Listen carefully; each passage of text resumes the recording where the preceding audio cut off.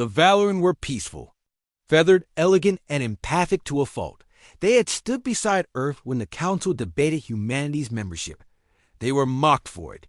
The other Council races, Drexari warlords, the Centenary Hive Inc., and the cold-blooded Zell called them naive, even suicidal. Still, the Valorans voted yes. For decades, Earth and Valoran thrived together. Trade routes, research collaborations, and even mixed families bloomed. Humanity, once seen as primitive barbarians barely off their homeworld, found themselves mentored by a species older than many stars.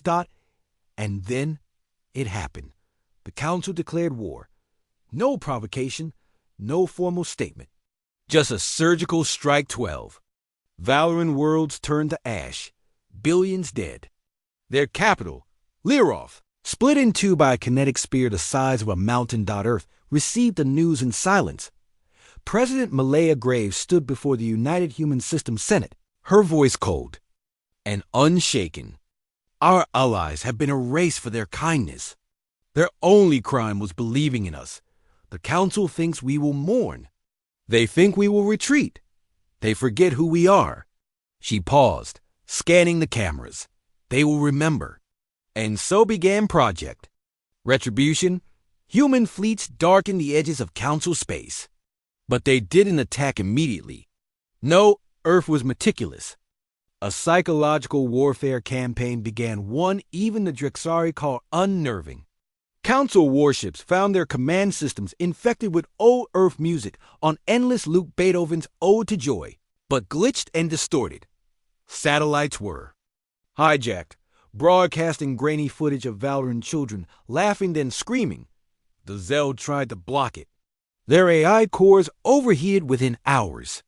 The Centenary Hive screeched in unison as human-created neural frequencies jammed their link, forcing them to experience.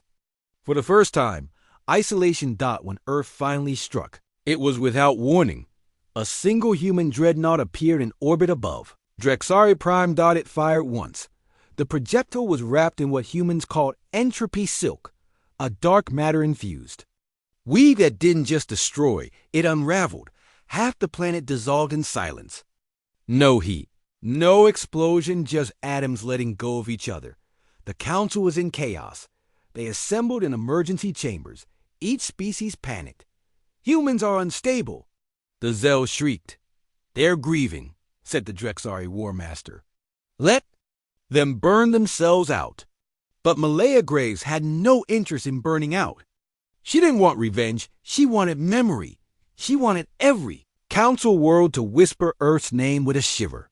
On the frozen moon of Sakava, human Marines planted the Valoran Feathermark into the ice after capturing the largest Council base. No prisoners. Just a transmission for every Valoran child that didn't get to grow up. Humanity didn't stop. They didn't negotiate. Council peace envoys were found adrift dead, untouched. Autopsies showed heart attacks. Theories swirled. Human audio weapons? Emotion-triggered drones? Fear-induced strokes? The truth was simpler. The humans had learned to weaponize presence. A year passed. 7 Council species were functionally extinct. The Centenary homeworld, once a glittering hive city of over 30 billion, was nothing but glass.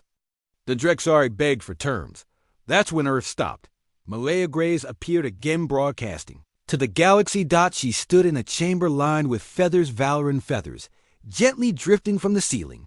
We are not monsters, she said. We did not start this war, but we will end it. She gestured. Behind her, a massive digital map rotated slowly. Council space, now riddled with red zones, human-claimed systems, neutralized sectors, dead planets. Let this galaxy remember that kindness is not weakness, that empathy is not cowardice, that those who extend a hand in peace, if betrayed, will not die alone. In the ruins of the Valoran capital, Earth began to rebuild, not for itself, but for the dead. They raised temples not to gods, but to allies. For every Valoran feather recovered, a human child was named. It became law. In centuries to come, the phrase would enter galactic myth. Do Not cross the Terrans lest they mourn you with fire.